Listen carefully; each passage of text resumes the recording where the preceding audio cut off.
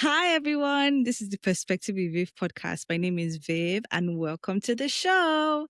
Today's title is How Spirit Speaks Messages, Presence, and Everyday Signs with Chris Lippincott.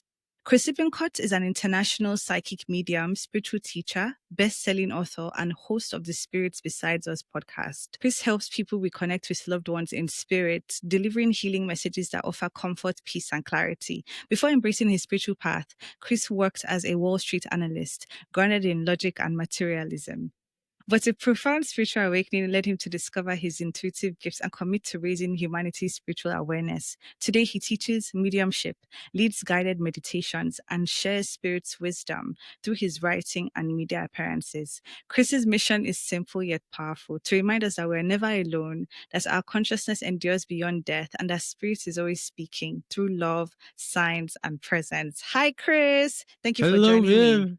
How are you? Hi. I'm fine, thank you. I'm really, really excited. How about Me you? How are too. you feeling? Oh, I am so psyched. I'm feeling pumped. Perfect. Let's just dive into the questions. Feel the vibes. From Wall Street to Spirit World, Chris, you've had a pretty dramatic shift. Yes. From a Wall Street analyst to a trance medium. Can you walk us through what triggered that transformation? One could say it was the work itself, maybe. I don't know. It probably was. Because when I was on Wall Street, of course, the tension and the pressure was was so intense. All that, pressure was getting me to the point where I was taking it all out on my family, on my friends, right? So I had to find a way to cope. Somehow I found out this concept called meditation, which at the time I thought was, some foreign concept. I'm like, wait a second, don't I have to live up in the mountains to, learn meditation or something? But I thought it was kind of foreign. And I eventually ran across an audio track that was very calm, very down to earth, didn't have an agenda, just kind of sounded like background music with a little bit of talking and guiding. I was like, okay, that sounds okay. Maybe I'll listen to it. Maybe I can calm down. So I started listening to this track, every morning for about 10 or 15 minutes before I went to work. So I could just go in feeling calm. I wasn't thinking anything about it. I was like, I just want to be calm. I want to be chill.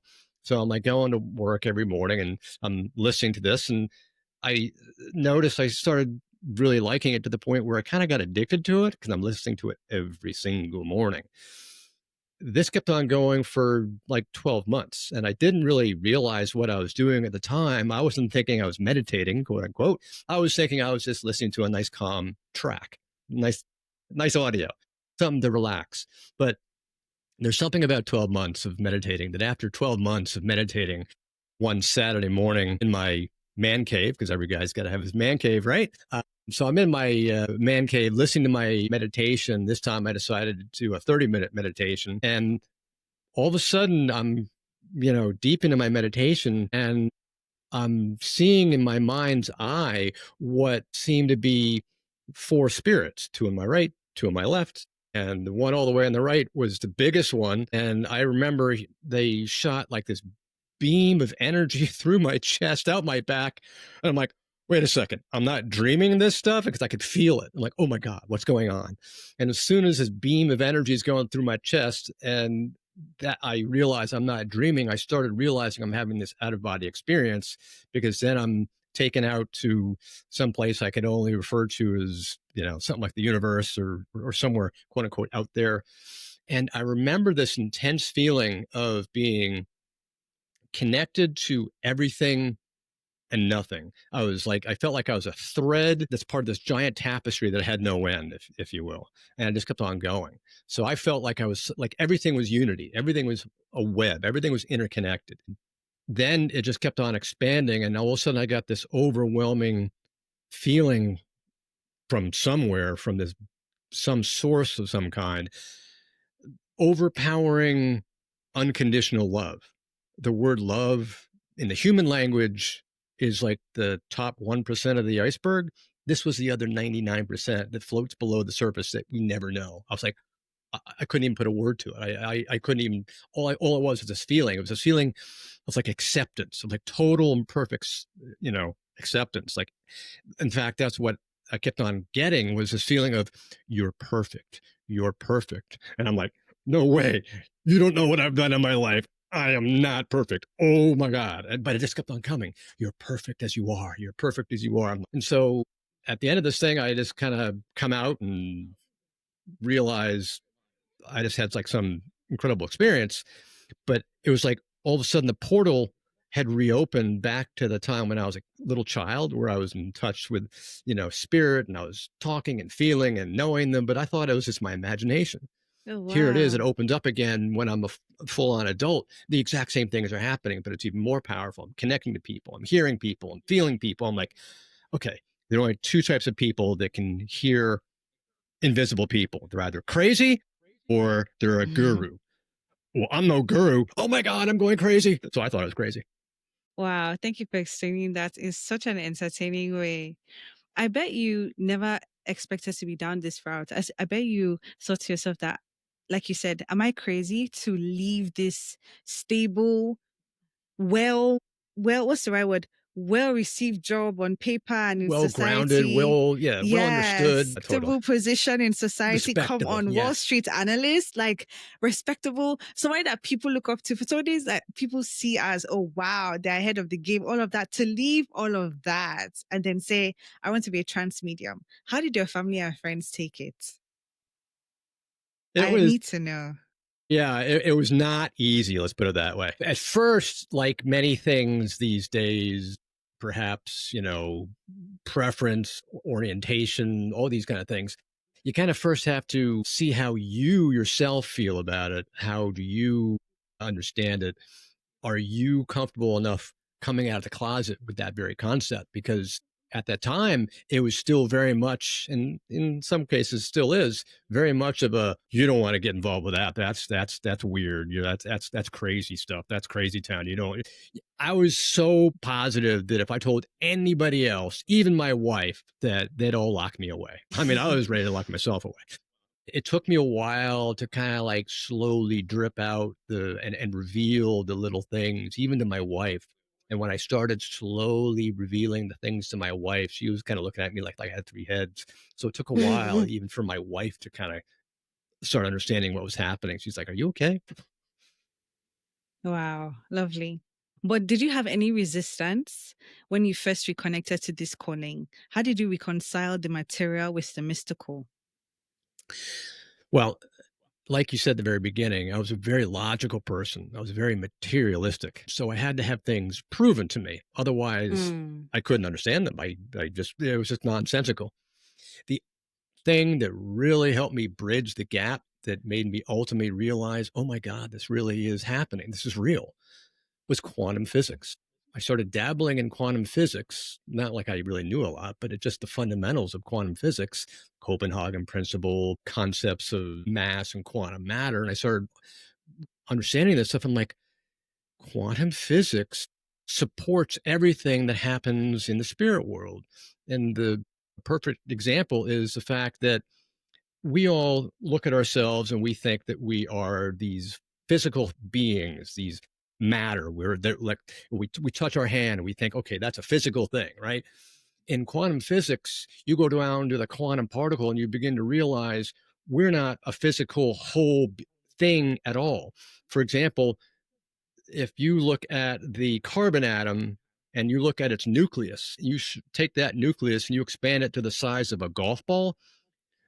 The carbon atom's nucleus, the electron, would be 2 miles away, and everything between is empty space. 99.99999% of everything in existence is empty space, and that's just filled with energy. So Wow. we're nothing but energy. We look solid, we feel solid, but in fact, we're nothing but empty space. And the things that we're touching, that's actually electron repulsion. It's 10 to the minus 8, my analytical side coming out. 10 to the minus 8 is how close we can get, but we can't get any closer. It's the Mm. electrons. It's like magnets, right? You take the same pole of magnets, they'll They never touch. repel. That's the whole concept of like a maglev train, right? Mm-hmm. They'll never touch. That's electron repulsion. So that's what we're feeling. We're feeling the repulsion. Wow. That's so interesting. So with that concept, when you say we're energy, it means that we can actually create our reality through Yes. manipulating that energy. because we're 100%. consciousness. We're empty space. Yes. So like you said we're empty space that needs to be filled in. So we take a Yes. kind of form with intention, then Yes. kind of like will our atoms to create that reality for ourselves, right? Right. And in fact, under the Copenhagen interpretation, everything in existence actually exists in multiple forms simultaneously. It Mm. requires Wow. another energy to act upon it for it to coalesce into a thing. So Mm. that's where intention comes from. You send out your intention, your energy, you coalesce those multiple forms into one, and that's how it creates into a thing. Thank you for that. Just a sidetrack. Have you seen the film Everything Everywhere All at Once? No. I would recommend you watch that film so that we can have another conversation about it, because the concept is different lives are running simultaneously, and you can tap Yes. into it by either doing a movement or, just doing something different. You get Hmm. me? And then all of a sudden you become that timeline. You become the person in that timeline with their skills, their gifts, their Oh experiences. Oh yeah. my gosh. So beautiful, right? Like, okay. Yeah, and that is so true because everybody thinks, okay, well, we're living on a linear plane. In fact, we're living on a vertical plane where everything's happening simultaneously. It's just different experiences.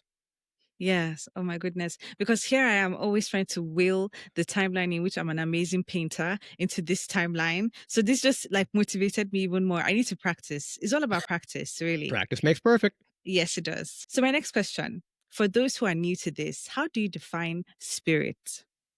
Great question. Well, we are spirit, spirits everywhere. The thing is that we're spirit in a container. So Mm. spirit is nothing but energy. Remember, we talked about energy before. Yeah. Spirit is energy. We're energy. We just happen to be in a material container. And when that material container degrades to the point that it can no longer sustain itself and it decomposes, the spirit is then released. So at transition, or AKA death, the body falls apart. It can no longer support itself. The spirit is then released from the container. So we have spirit within us. So that's why I always tell my students that before you can know the spirit without, in the spirit world, you must first know the spirit within. You first have to connect with your own spirit because it's from spirit, through spirit, to spirit, etc. Wow, beautiful. Thank you for that. Now, what exactly are spirit guides? How do they support us? And is everyone assigned one or more? Everybody has minimum of 10 plus guides. What? Yes, because we all have an inner band of spirit guides and we have an outer band of spirit guides. And the inner band has 10 specific guides, everything from your philosopher guide, your chemist guide, your energy guide, your what I'll refer to as your bouncer or your protector, and your gatekeeper, your joy guide. There's so many different guides. And then outside of that, you've got these specialist guides. I refer to them as sort of the subcontractors, right? Because they've each got their specialties. And everybody's got all these guides. And we all think, I don't even have one guide. Well, the thing is that spirit cannot interfere with our free will because we all have free will. And the universal law says that spirit cannot interfere with our free will unless we invite them in. That's our free will. So I refer to spirit guides kind of like silent advisors. They may be standing in the doorway waiting for you to invite them in. But unless you invite them in, you're not going to have a strong relationship with them. You may feel a nudge, you may feel an inkling to do something, you may feel this gut reaction. I should be doing XYZ. I don't know why. That's your intuition. That's your guide whispering to you. Or maybe you might feel, an urge to do something, but you're not quite sure why.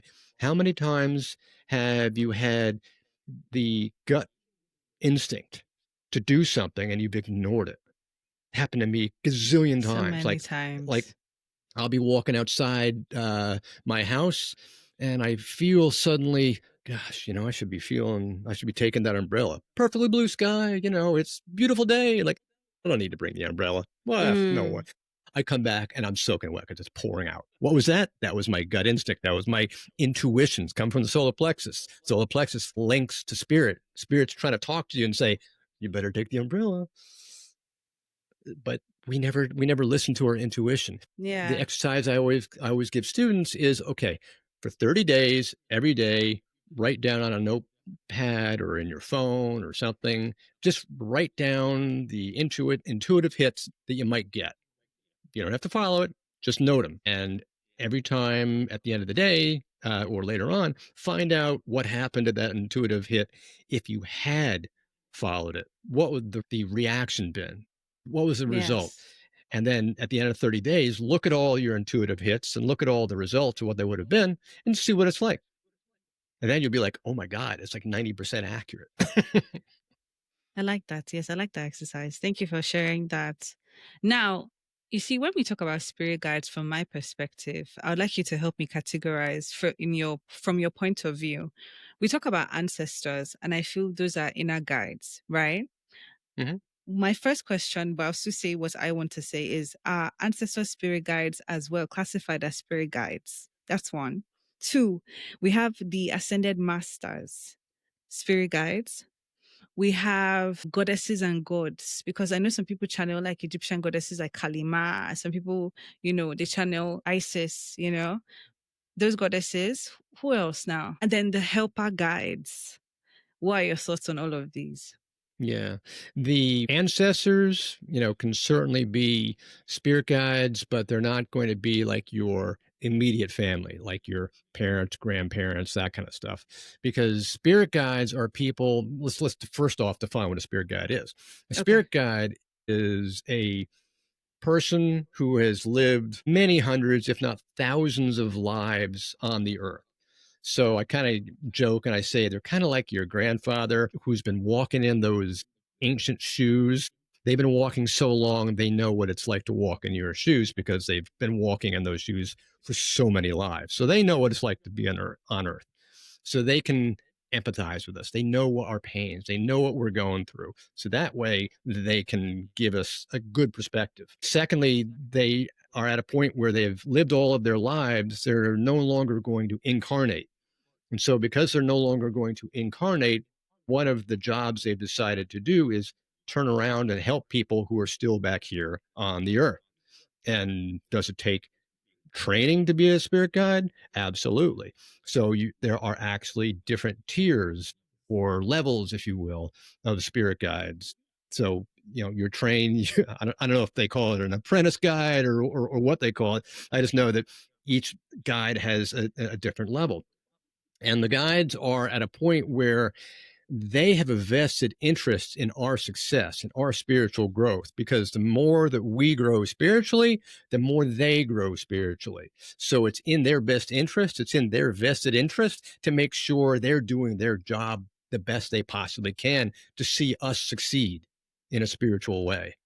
Yeah. Wow, So beautiful. that's their goal. So going back to your ancestors, can it be ancestors? It can be ancestors from long ago, but it's not going to be near term because they have to have lived so many lives and they have to have had stopped incarnating and be trained even farther after that. So are they going to be your, near family? Probably not. Could they be your ancestors? Could be. Now, as far Hmm. as, ascended masters would not necessarily be within your direct circle of guides. They would be part of your team because you've got your Mm. spirit guide team as part of your team. You got helpers and you've got other people who are part of your broader team. That could be family members. That could be ascended masters. That could be gods or Oh, goddesses. So you've got so many people out there who are trying to help you as part of your broader team. You were shocked that you even had more than 10 guides. Well, guess what? You've got like umpteen people, so many people as part of your team. They're trying to help you. Everybody's like, wow. woe is me. Why is nobody here helping me? Well, guess what? They are. You just don't see them or know them. Wow, wow. That's so profound. Thank you. I want to clarify something, or get you to clarify for me. I think from my school of thinking, ancestors and spirit guides are two different categories. So when you say your immediate family members won't be your spirit guides, I understand where you're coming from. If I'm isolating it within the concept of spirit guides and letting ancestors stay on their own, because when we believe that when ancestors pass, you can communicate with them and they are around. You know what I'm saying? Mhm. So that's my understanding. What would you say to that? Yeah, again, they're just part of your team. So as far as Mm, your direct spirit guides, your inner circle or your specialist guides, they're not going to be part of your specific team, but they'll be, I'm sorry, your guides, but they will be part of your bigger team. Let's okay. use an analogy. Is it going to be the forward line? Your forward line might be your spirit guides. The broader team sitting on the sidelines, that could be your team. Like, let's say you're the San Francisco 49ers. How many people are on the team of the San Francisco 49ers? I don't know, 50, 100? That's your team. How many people are in your spirit guides? What is it, like a 4-12? I don't even know what the formation is on the football field, but it tells you how much sports I know. But you get the concept. It's those people on the field. Those are your spirit guides. People who are benched, who are just waiting to get involved. Those are your teammates. Wow, thank you for that. Okay, so in our innermost spirit guides, you said we could have ancestors that have lived here thousands of years. Can you break them down for me, like the spirit guides that we would find in our inner team? Because some people have spoken about helper spirit guides. Some people have spoken about the spirit guides that can do simple tasks, the spirit guides for this and that.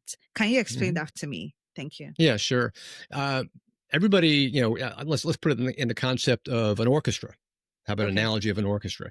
You've got the conductor who is basically the director of the entire orchestra. So your main guide is like that orchestra, or the conductor of the orchestra, right? So that's your main guide. That's the one that you're going to interface with the most because they're going to be dealing with you, the majority of the time, and that Okay. could often be your philosopher guide, because a philosopher guide not only helps you understand things about philosophy and thought and spirituality and broader concepts, but it's also how do you deal with what's going on in the everyday world, right? So that is oftentimes, not always, but oftentimes the philosopher guide. It's different for each person. Then you've got, like I said, you've got your gatekeeper guide. Your gatekeeper is somebody who, imagine them being the bouncer at your nightclub, right? The guy who's like doing the velvet rope. He lets one person in at a time. That's the guy who is going to be the person who says, "Are you allowed to come in? Let me see your ID. Do you pass muster, whatever it is?" And then they let you in, or they'll just make sure that it's the right number of people coming in at a time. Let's say, for example, I'm doing a reading. Maybe they'll only allow one person in at a time. So I'm not getting confused by all these different spirits at the Mm, same time. So it's kind of like, think of it like a filter, maybe. Then, you've got your protector guide, which, as the name would imply, is like your bodyguard, basically. Some people might refer to it as your guardian angel. That could be one thought. But your protector guide is somebody who's going to try to protect you from unwanted energy, be that negative energy, be that energy that doesn't serve you in some way, or circumstances that are not going to help you on your spiritual growth, or not going to help you get to where you need to be as part of your soul contract. And then, you've got your chemist guide that really works on, if you will, sort of think of it like an alchemist. It really helps work on your energy, your spiritual energy, and it helps you can really work on what it is that you're bringing out to the world. Are you bringing negative energy to the world? Are you bringing positive energy to the world? We always think positive thoughts, think negative thoughts. How do I do that? How do I raise my energy? That's where your chemist guide can really help you work with that. And then you've got, the different like doctor guides, which actually, and you've also got healing guides as well, that they're literally going to be helping you work with your aura and help you heal the aura, whether you've got rips or tears in your aura. Maybe they might help you with physical maladies. I know sometimes when I'll have, an issue going on, if I really concentrate and work from my heart and I call out to my healing guides, no sooner am I asking for help than I notice, like, whoa, something just changed. And that's happened on a number of occasions, and it's really pretty wild. So I would say the pharmaceutical industry has got a problem if more people actually use their healer guide. So I mean, those are some of the basic ones, and we could probably go on for days. Thank you so much for breaking that down, honestly. So, how can we build a relationship with them? And how can we tell the difference between a guide and our own thoughts? How do you tell a difference between spirit and your own thoughts? That's really the bigger question, because whether you're talking about a spirit guide or you're talking about just spirit loved ones or your ancestors or anybody, that's the big thing. Everybody is so worried that the connection they're experiencing is their imagination. What they're really experiencing is the doubt. Mm, They're already experiencing the connection with spirit, but they're afraid that that connection is their imagination, and that's doubt. And it's the doubt that immediately severs the connection. If you're doubting the connection and you're saying, oh, I don't want to fool myself, that's probably my imagination. Well, guess what? Your thoughts become things. If you think it's your thoughts, then guess what? You just made it your thought. So wow. know that the connection that you're experiencing is definitely something that's coming from spirit. You just have to be more opening to this whole concept. And the most important phrase you can ever remember, if you take nothing else away from this entire episode, is trust and surrender. Trust that what you're receiving is real and that spirit knows what it's doing, because it does, and surrender to the experience and surrender to what spirit is giving you and the way that it gives you and the way that it communicates. People that try to control the way the spirit comes in, like, I want you to speak into my ear. That's not gonna, that's not, they're not going to work that way. Spirit drives the bus. You're just a passenger, right? So maybe spirit's going to, Wow. connect with you through numbers. Maybe spirit's going to connect with you on a license plate. Maybe spirit's going to connect with you on the radio. Maybe spirit's going to connect with you when you feel energetic tingling on your arms, or temperature changes, or, you know, that flash out of your eye, or any countless number of spirit signs. They can do any number of those things. So you just have to trust that spirit wants to connect with you, because that's the thing that I hear all the time from spirit, is that they're more frustrated with us than we are with them. They're like, we know that we can talk to you. Can't you hear us, for God's sake? Oh my God. It's like, there was this, have you ever seen the movie What Dreams May Come with Robin Williams?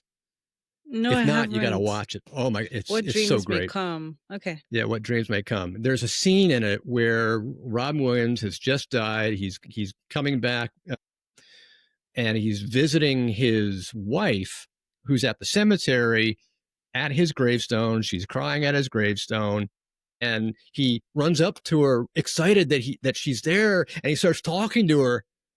And then he gets all frustrated and angry and mad. It's like, why can't you hear me? Why can't you hear me? And that's the way spirits working all the time. They're so frustrated that we can't hear them. Hmm. Wow. So many things I could ask. Okay, but the first question was, how do we build a relationship with them? Then I'll ask my second question. So, how do we create the relationship with spirit? That's like the key thing here. Is what you Mm-hmm. first have to do is you first have to set the intention. Remember, we talked about energy and Copenhagen interpretation. Everything is out there, and once you set your energy to it, you create the thing. So first, you got to create the energy. You got to set the intention to connect. Let's say you want to connect with your grandmother or something, right? The energy of saying, okay, I set the intention, I want to connect with my grandmother. That energy is the identical energy as if you were about to pick up the phone. I want to call my grandmother on the phone. So what do? You walk over to the phone, you pick up the phone, and you talk to your grandmother. It's exactly the same energy. It's the intention. You have the intention to pick up the phone. You have the intention to talk to your grandmother in spirit. Identical thing. One's physical, one's not physical. Same intention, same energy. So it's all about the energy. It's all about the intention. When you set that intention, it sets everything in motion. You've gotten that energy going. And then the next step is talking specifically about how do you raise your vibration to the point where you can get halfway to spirit, because we know spirit's vibration by definition is Yes. high frequency, the Super highest high. frequency you can go, right? We here on the material plane are very low frequency. we can get into the physics on that one. But the concept is we've got to raise our vibrations at least halfway so that they can meet us halfway. So then the question comes after that, how do you do that? Well, we've got to start feeling and thinking love, peace, joy, some of the highest vibrations that exist. In fact, the highest vibration that exists is love. So if you set your intention and start thinking and feeling from your heart with love, that's the highest vibration. You're going to raise yourself not only to be really calm and peaceful and filled with a wonderful feeling, you're going to be raising your vibration to the point where you suddenly open all of your portals, all of your chakras, where you're at a stage where now you're so able to connect, because spirit connects with love. When you are in a reading, when you're talking to your loved one, when you're talking to your guides, spirit talks with the language of love. That's their love language, right? If you will. Wow. So if you want to communicate with them, communicate with love. That's the vibration that you'll be able to do it. Thank you for that. So set an intention, communicate with love, try to raise your frequency. I Yeah. think And trust and surrender. trust and surrender. Okay. I say all of these things because I would love for my listeners to have like a simple, basic step or beginner kind of, what would I say? Exercise to engage in to, A framework. It's a framework. That's the yeah. framework that I teach all my students. It's a 4-stage framework. Beautiful. Yeah, thank you. Now, the thing I wanted to share with you when we were talking about spirit communication and when you spoke about the film, What Dreams May Come, I'm going to watch it. I love films. So I love exchanging one. You know, I told you to watch Everything Everywhere All at Once. So we have to Right. keep in touch so that I Okay. can We'll tell stay in you how I touch. found the film and you tell me, okay? Then we can have a Will deeper do. discussion. Thank you. Okay. So when we were talking about how dreams may come and the spirits being frustrated, I remember when I've always been fascinated with spirit communication. Sometimes I practice and I genuinely have to continue practicing to know the difference between imagination and I'm just making it up. Sometimes you're like, how far can my imagination go? I have a very big imagination, so I can go so far. So I allow it to happen. Mm-hmm. But sometimes I think I'm making it up because nothing follows up from there. Right. Anyway, so when we were talking about spirit communication, I thought about this moment when I wanted to be able to have spirits in my pocket. So I downloaded the Ghost Vox app. And now I'd been seeing this guy on TikTok using it a lot, and I was so intrigued. And at that time, I was in London, so I had this thing in my head because I grew up reading this author's book, Enid Blyton. She was an English author. She used to write children's novels where in the English countryside you'd find fairies, you find gnomes, you find goblins. So in my mind, as a Nigerian girl who has this book, I'm like, oh my gosh, there's magic in England. There's magic in the countryside. So Magic in the Cotswolds. That's where I think it is. right? Okay, so then I now I went to the park because I was in London at the time. I went to the park and I just started to play I started to use the app. And at this point, I was actually, I had a low moment during that time. So I said to myself, oh my gosh, I should really stop being sad. And at that moment, the voice said, yeah, you should be. And I was like, oh my goodness, is that a spirit? There you go. There you go. What the You see? heck? Oh, I got a story for you. Please. I remember, and this was when I was still on Wall Street. I remember, and I was still trying to figure out spirit, and I was like, this stuff's kind of weird, but let's go with it anyway. I was at my computer and I'm, just on my desk and typing away. And I remember thinking, what's this thing called Joy Guide? And I said, let's Google the word Joy Guide. I'm like, Joy Guide, okay. And it comes up. And then all of a sudden I get this name pop into my head out of nowhere. You know those thoughts you get when all of a sudden something drops in your head Yeah. out of the blue, having Yeah. nothing to do with what you were thinking of? That's Yes. spirit. So all of a sudden this name, Wow. the name was Priscilla. I remember it to this day. I'm like, who hears the name Priscilla? I'm like, well, Priscilla, what the heck? And I'm like, all right, whatever. So then I hear the name Priscilla. I'm like, why do I think that's my joy? I got this backwards. I hear the name Priscilla first. I'm like, why do I think that's my joy guide? Because when I got this Priscilla, all of a sudden I saw this little girl, this little blonde girl, maybe 6, 7 years old, with blonde hair, pigtails, and she's like like this, and she's got like a balloon, like happy, and she had like like a dandelion or something in behind her ear. Like, like, cute little girl. I'm like, this is crazy. And so then I just type in joy guide. And I'm like, she looks joyful. Maybe it's just joy guide. What do you think the first picture on Google was? The little girl in It pictures with was the the balloon. picture of the girl that I saw in my head from Priscilla. I'm like, oh my. And I'm just like freaking out, going, "This I would holy!" I like my brain short circuited. Wow, I can't imagine. And it's funny that it happened at that time when you were deep in logic. It was kind of like to show you how far your new life was going Totally, to go, like the whole new world that was waiting absolutely. for That's you. why That they were is doing it, crazy. I and can that's why they're tell. doing it. Because remember, on Wall Street, I was like totally pressured and flipping out. And so, who comes through? My joy guide. Wow, Joy Guide. Joy Guide is a very interesting name. I don't think I've heard one before. I heard it before, but it does make sense. Joy Guide. So that's what your Joy Guide looks like. A little girl At least named that's the image Priscilla. they're portraying. I mean, that's what they're trying to make it So feel inner and look like. child. Yeah, like It's your the inner inner child. child, and I've Yeah, always that's known that my inner lovely. child is about 6 years old, and that's the way I act like anyway. Mm. So I'm still a 6 year old at heart. Oh, that is so sweet. I love that. We never get old when we're childlike, when we hold on to that part of ourselves. So that is really cool. That's really nice. The Very whole cool. Joy Guide. Yeah. Yeah. Now, a lot of people ask, was that a sign or am I imagining things? How can we tell the difference between coincidence and communication? One thing you know is that there is never anything as a coincidence. It is always it is always a synchronicity. Okay, thank you for saying that. I'll reserve my comments until you're done. Because everybody wants to say, "Oh, that just is perfect timing." A coincidence.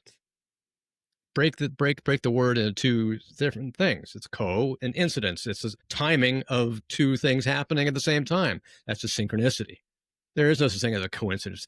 The only thing you're trying to do is write it off as something that you can't explain. Yeah. I have to be honest with you. I'm very triggered by what we're talking about because the whole time, the whole time, no, honestly, because we're going to enter a vulnerable moment. The whole time we've been having this discussion about spirit guides and signs and intuition, I've just been thinking about particular moments in which I pretty sure I listened to my spirit guides and I just didn't get the outcome I expected. So I guess it was kind of like a teaching moment for me that you can follow your intuition, but maybe in something not happening, something did happen. So I'm Yeah. going to break it down to you because honestly, yeah, you hit a trigger. We have to talk about it. Well, So, think. Remember going back to trust and surrender. You got to surrender to the way they communicate. They're the ones mhm, driving the bus. You're the passenger. They're yes. going to communicate in ways that they know are going to get through to you. You may want something else, but they aren't necessarily going to bring it. Here's a perfect example. I can remember back in the day when I was still my logical mind, still rational. I said, "Okay, spirit, if you're out there, then you have to give me a pink elephant. I demand a pink Ooh, elephant to prove that your existence." Did I get one? No. I really? never got a pink elephant. Okay. Okay, so I countered that with my story in which I told Spirit to give me a snake, a huge snake, as a confirmation for this absurd idea that they gave me in the shower. So I have to give you a backstory. So it was this case of, let's just say, it- it- I was in this place of pining for someone, right? And it was a time where I'd given myself enough distance between them. So in the shower, like months after we've stopped talking, in the shower, I get this thing to reach out to them through a particular medium, like through a particular person, okay, or third party. It was the most absurd idea. I was like, oh my gosh, that is so audacious. That is so weird. But that is so an idea that just pops into my head out of nowhere that I know is not mine. Because I'd already gotten to that point of communicating with my intuition and with spirit to a point where I know at least a good amount of this is spirit talking to me and acting on it. So it seems so absurd, Chris, that I was like, I'm going to sit on this for a couple of days. I wrote it in my journal. Thank God for journaling. Oh, yeah. So I'm going to sit on it and I'm going to think over it and see whether or not it was from me, see whether or not I'm hallucinating, I'm being delusional. And I'm going to ask spirit to give me the sign of a snake. Show me this snake, this particular snake color, right? A day passes, right? Oh my goodness. And then I see this picture of a huge snake out of nowhere. This huge snake in the picture. And I'm like, no way. Are you taunting me? Oh Yep. gosh. Yep, exactly. I was like, hell no, I'm not going to do this. This is so absurd. So what did I do? I continued minding my business. I said, okay, I'll do it later. And then I had a podcast episode. That time I was doing more solo episodes. So anytime I was doing solo episodes, it was always like I was channeling. And I just happened to be speaking on romance, that particular episode, right? Yep. So Chris, I finished the episode. I'm in channeling mode. All my portals are open. And then I just get this feeling, do this thing right now. Call Right now. this person right now. I was like, no, what the heck? I've never felt this way before. Wow. Everything is shaking within me. I don't know what is happening. I trust this feeling. I'm going to do it. I was scared. I did it. Reach out to the person to reach out to the person I wanted to talk to, right? The person that I spoke to, the third party, the lovely third party, shout out to her. She was like, wow, do you know that this is such great timing? He's never home. He just happened to be home today. I was like, Oh my what God. the actual? Yes, exactly. Totally. Well, that's exactly the way it happened. It's like, when you pick up the phone and you call somebody and they said, "Oh, I was just thinking about you," or the phone rings and they call you and you're like, "Oh, I was just thinking about you." Everybody says, "Oh, what a coincidence." No, you were thinking about each other. That's I where the totally synchronicity comes agree. in. That happens to me a lot. And that's why I said, Yeah. at least I know a level of spirit communication, because when I think about people, or people think about me, I end up calling them or they end up calling me. And a lot of times people are like, oh, wow, you have such great timing, Viv. You Yes. always call me at the right time. And I'm like, I'm just answering messages. There But you go. Chris, when that happened with that timing, Chris, it just, I thought, the entire experience, the entire conversation, the entire thing that happened went beautifully, even better Yeah. than I It was expected. So I was like, meant oh, to wow, be. thank you, Spirit. Yes. But nothing happened after that. It was just for that moment. And for a Yeah. while, I kept thinking to myself, so what was the point, Spirit? Like, what was the actual point? I don't get it. I followed you. Like, is this a dead end? You know? And it Mm-mm. was, but it was a redirection into where I needed to be. It was a teachable moment. Mm. A teachable moment to have you understand that they've got your back and that they're working with you. So all you got Wow. to do is start listening to them more often and start having you believe that they're helping you. It's By like, your side. if you will Yeah. listen to us more, we can help you more. So true. So true. Yeah. I need to work on more on, refining that communication for sure. I'm so glad we're Absolutely. having this conversation. Honestly, this is Yeah. everything that I needed to ask. This is everything I wanted to know. So I have four more questions for you before we Sure. go. Okay. You talk a lot about raising spiritual awareness. What does that process Mm. actually look like for someone who doesn't want to abandon their existing beliefs or religion? That's perfect. Religion and spirituality support one another. They're just different sides to the same coin. Religion is an organized body of beliefs, you know, focused on one dogma, one thesis that goes out to a large group of people. And they all come together and they follow that belief. Whereas spirituality is an individual's relationship with a higher power, whatever that higher power is. It can be spirit, it can be a god, it can be an ascended master, you name it. It's just the individual relationship. Whereas religion is the group relationship. The group goes through an organized body to the higher power. So it's one on one versus a group and higher in a hierarchy. So they Wow. don't have to be separate. They actually support each other because ultimately they go after the same thing. And it's just the way they go about it. I find spirituality to be much more direct, much more unique, much more individual, so that way you have a personal relationship with spirit or your source or whatever name you want to attach to it. And that's the whole concept here. Name has nothing to do with it. Naming convention means absolutely nothing. You stick a label on it, it changes. So whatever Yeah. label you want to put onto it, it's your relationship with you and that higher source, that higher energy that's beyond you. So with spirituality, you can certainly love and connect with spirit or source or an ascended master and have that one-on-one relationship where you feel that you're talking with them yourself. Whereas religion, if you feel that you want to follow the dogma, the creed, the beliefs, the whole system, the whole organized concept of the religion, you can do that too. Doesn't mean you have to give up your religion. Just means you're now adding on your own individual persona, your own individual relationship that you might not have as strongly with an organized body. That makes sense? Yeah, it does make sense. Thank you for breaking it down that way because, I tend to think that spirituality and religion are very, very apart. But Well, when the you the, the described it, yeah, the difference becomes that organized religion is threatened by spirituality because it takes okay, away their power. That's the yes, difference. And that's why that's the throughout the ages, religion has always been about power. It doesn't matter what the mm, religion. It's always been about power.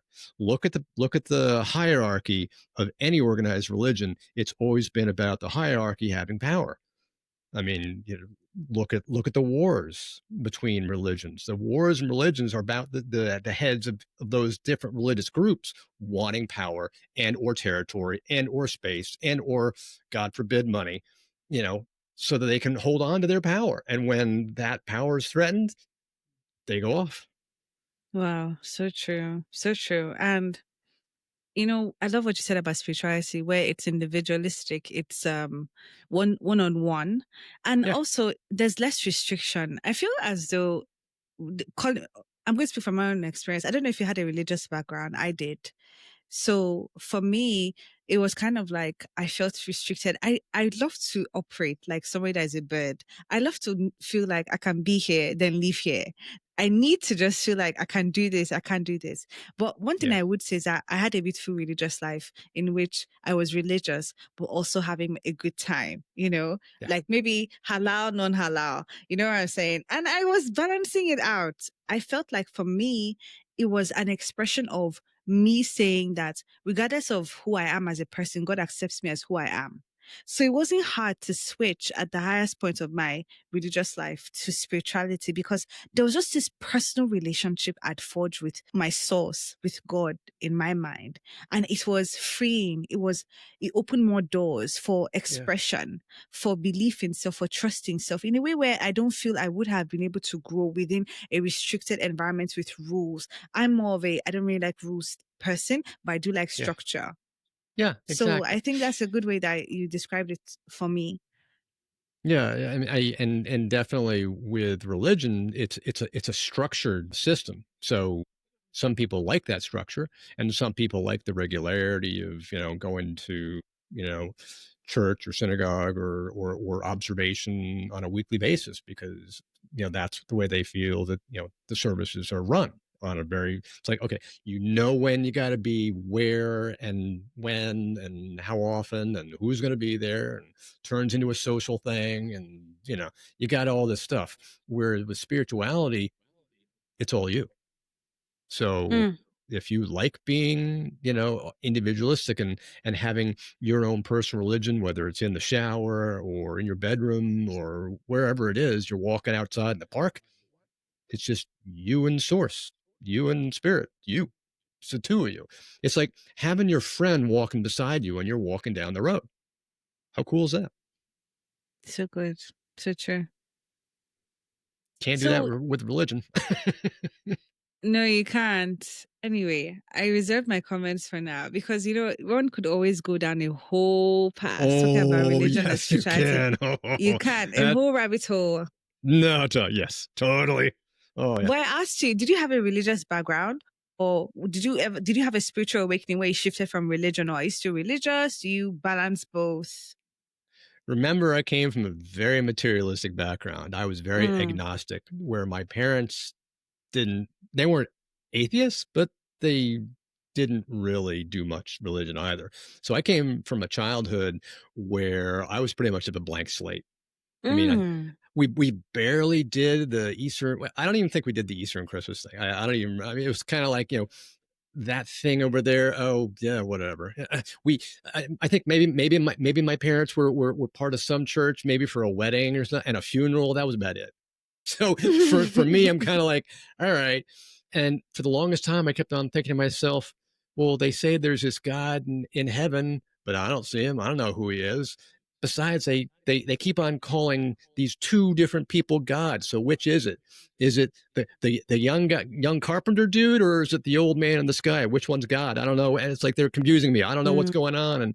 And then I started being the history major that I was, and learning all about the church in the Middle Ages. It's like, God help us. Like, oh, you are going to purgatory, but you can pay to get out. I'm like, what? That's not religion. Come Purgatory. on. It's, no way. So I was very skeptical when I was growing up. Okay. Thank you for explaining that and sharing that with me. Now, you said we're spirit beings having a human experience. What does that Mm. truth unlock for someone once they fully embrace it? Understand that you're already spirit. So that if you want to Hmm. communicate with spirit, it's not something Whoa. that's outside you, it's already within you. You're already talking to spirit. They're standing right here. All you got to do is allow spirit to connect with you and know that you already are spirit and you can speak the same language. It's not like you're some human being who's trying to learn how to become spiritual.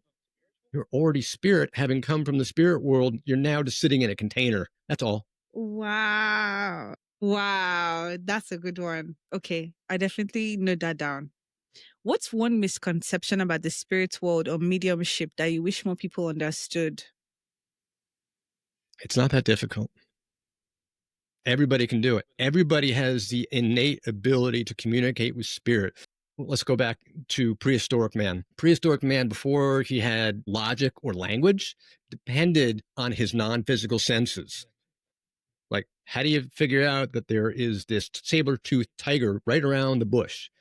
How do you know that you're going to communicate with somebody else? Like on the telephone, like we figured out somebody's about to call me. I knew you were going to call me. That's a non-physical sense. Before we had any language, before we had the frontal lobe developed, mankind depended on his non-physical senses. And so we humans have had this for millions, hundreds of millions of years. So it's innate within us. It's lying dormant in our hind Wow. brain because now our frontal lobe is developed. We just don't use it, but Hmm. we actually do use it. You know, that gut instinct in the solar plexus, you're like in the gut, that's your solar plexus. That's your solar plexus chakra. That's a non physical sense. That's your psychic sense lighting up. When you get a quote unquote gut instinct, you're actually lighting up your psychic sense, your solar plexus. When you get that Wow. feeling, you walk up to somebody, you meet them for the first time, you've never seen them ever before, you don't even touch them, you walk up to them, you suddenly get a certain feeling about that person. Maybe you're like, ooh, I don't know about this person. This person makes me Hmm. feel weird, or, oh, I'm so connected to this person. I just love them. And you've never even spoken to them. What is that?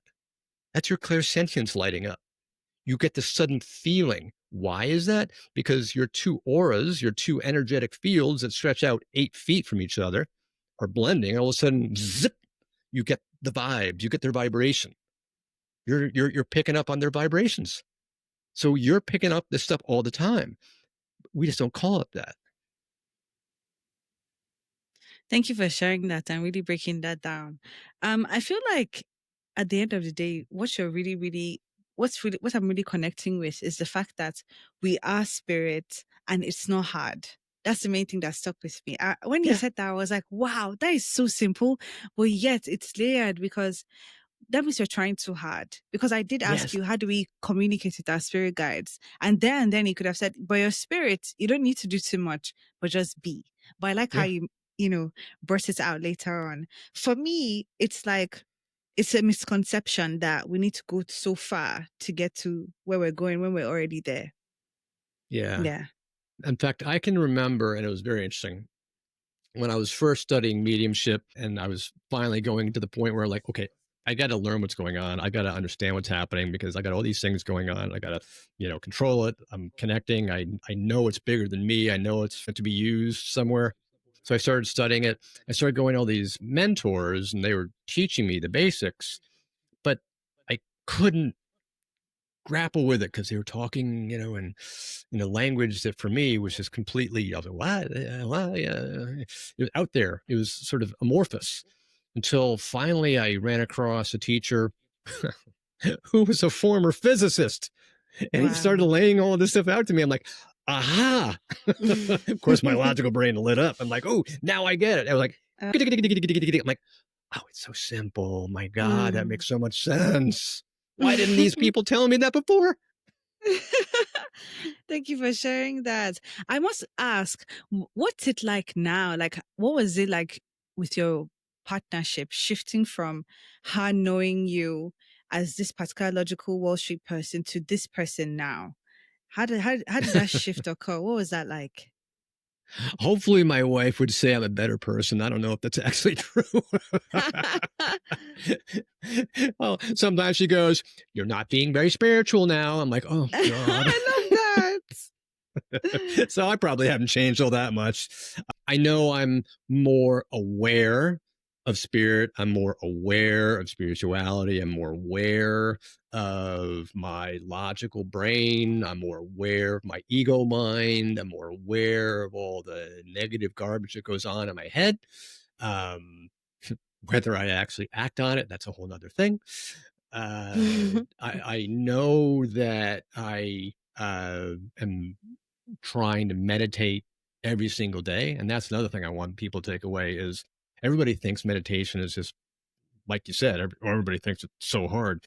Meditation is nothing but sitting for like 5 minutes and just focusing on your breath or Mm, listening to some ambient music or going out and gardening or going out and taking a walk. Anything that takes you away from your ego mind, the machinations of the brain that's constantly going, going, going. Anything that kind of lets you kind of like space out for a while, even doing the dishes, doing the laundry, the cleaning, just anything that kind of takes your mind away, that's meditating. mm, You're literally going out. It's like and the analogy of mediumship that I use is like, remember when you were in grade school and you got like the final week before school ends, right? You're all staring out the window, you're looking at the playground, maybe you're staring at the grass, and you can basically envision yourself out there. So your mind is out, you're checked out, you're outside in the playground, you're like, oh, I'm there.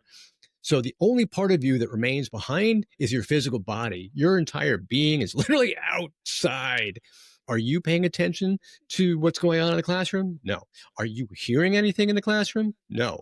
In fact, you probably remember your teacher saying, come back, come back, come back, pay attention to me, because you've already checked out. You're already outside. Where's your being? Where's your mind? Where's your presence? It's mm. outside. You've checked out. You're gone. That's what mediumship's like. You're daydreaming. It's nothing but a daydream. And so Wow, when you get into beautiful. that state of being in a daydream, that's when the magic happens. That's where spirit connects with you. Thank you so much for that. I think that's a beautiful place to stop. Thank you for breaking all these concepts down. Thank you for defining things, giving us a framework to work with. I'm really, really glad we had this conversation. I've learned a lot. Now, Well, I'm so glad. listeners, I'm glad as well, honestly, because I could go on forever, but we only have an hour. I'm telling I you, know. there's so much we could have spoken about, but you could always come back. So that's Yes. good. Yes, thank you.